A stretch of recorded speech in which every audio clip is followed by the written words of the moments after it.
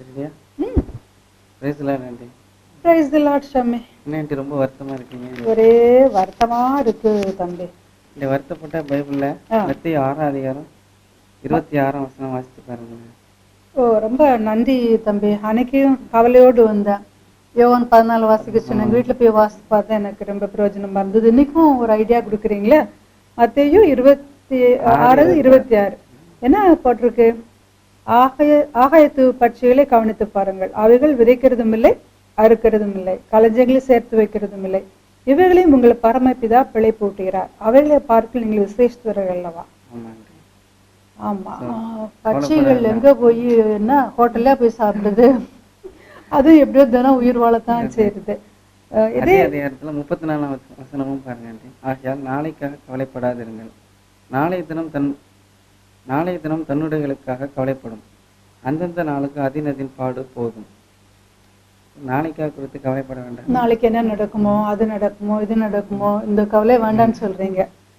அப்போ இதே பதில் என்ன தம்பி நீங்க கர்த்தர் சொன்னதை சொல்ல வர்றீங்க? அன்றன்றைக்கு அதனதன் பாடு போதும்.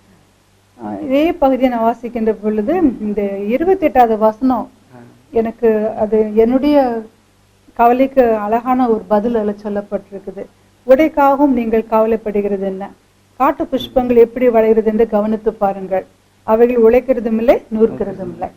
ஆமா தம்பி. அதனால கிறிஸ்மஸ் வருது, என்ன சேலை வாங்குவோம், என்ன சாப்பாடுக்கெல்லாம் என்னென்ன வாங்குவோம் இப்படி நினைக்காதபடி முதலாவது தேவன் ராஜ்யத்தையும் நீதியும் தேடுகின்ற பொழுது இவையெல்லாம் நமக்கு கர்த்தர் கூட கொடுக்கா. இந்த நல்ல ஒரு வசனத்தை உங்கள் மூலமா நான் தெரிந்துட்டேன் தம்பி. ரொம்ப நன்றி. இப்பொழுது இந்த மாதிரி என்னத்தை உடுத்துவோம், என்னத்தை சாப்பிடுவோம் அப்படின்னு கவலைப்படுற மக்களுக்காக ஒரு ஜெபிக்கலாமா?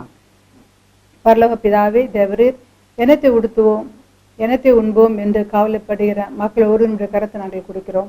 சுவாமி, அன்றே கதனதன் பாடு போதும் என்பதை நாங்கள் கற்றுக்கொள்ள எங்களுக்கு கிருபை எங்களுக்கு நீ தாரும்.